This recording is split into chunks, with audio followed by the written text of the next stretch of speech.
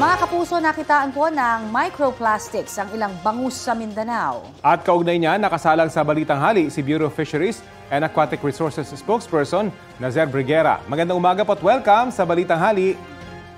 Yes, Sir Rafi, Miss Connie, magandang tanghali po sa inyo at sa lahat ng nakatutok sa inyong programa. Magandang umaga po sa inyo, sir. Ano ho bang mga hakbang na inyong gagawin dyan sa BFAR sa mga nadiskubre po ng DOST ng microplastics sa ilan pong bangus sa Mindanao? Unang-una po siguro, recommendation lang po from BFAR. Kasi ang present situation po natin on microplastics, kahit i-check po natin sa mga literatures online, wala pa pong malawakang pag-aaral kahit po sa international scene itong microplastic. Even the World Health Organization, wala pa pong nailalabas na standard in terms of the toxicity nitong microplastics at including its impact doon po sa human health. So maaaring doon po tayo mag-start, no? Kami sa BFAR, we really urge our research institutions, even international partners na magsagawa na po ng malawakang pag-aaral tungkol sa microplastics. Kasi wala po talaga tayong hawak pang pag-aaral tungkol dito sa microplastics at impact po nito sa atin sa tao. Okay, pero syempre pagka ganito pong sinasabi na may mga kahit paano hindi ho natural na nakikita po sa loob mismo ng ating mga isda, nakakatakot pa rin, lalo na plastic, hindi ba? So baka may mga tips na lang ho kayo para kung halimbawa bibili ho kami ng mga isdang ito, ano ba ang pinaka-senyales na ito ho ay may mga microplastic sa loob?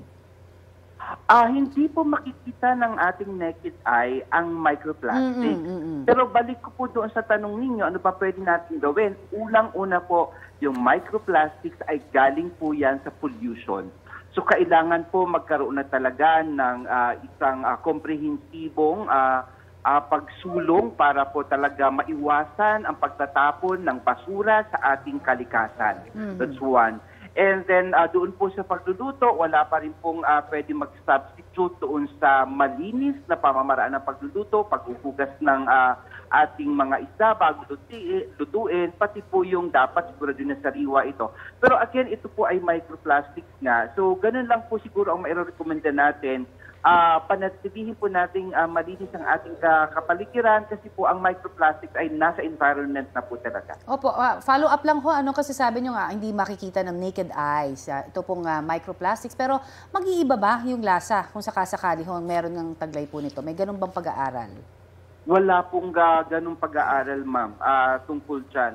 Even yung sa taste, hindi natin siya malalaman kung may microplastic content po yan. But again, wala pa naman pong mga kaso ng pagkakasakit na documented tungkol po sa microplastic. At kumusta naman po yung monitoring natin ng supply at presyo ng galunggong? Ngayon pong tapos na yung close fishing season.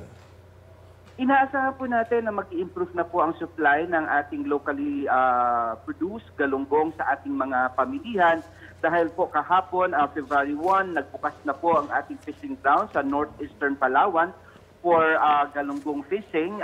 Tapos na po ang close fishing season. And in the following weeks, inaasahan po natin na mag-i-improve na yung unloading ng galunggong dyan sa Navotas at kapag alam naman po natin na kapag maganda na ang supply, mangangahulugan po ito na pagbaba na ng presyo ng galunggong sa ating mga pamilihan. Sir Rafi. Sige po, maraming salamat, BFAR spokesperson Nazer Briguera. Maraming salamat po sa pagkakataon. Kapuso, alamin ang maiinit na balita. Bisitahin at mag-subscribe sa GMA Integrated News sa YouTube.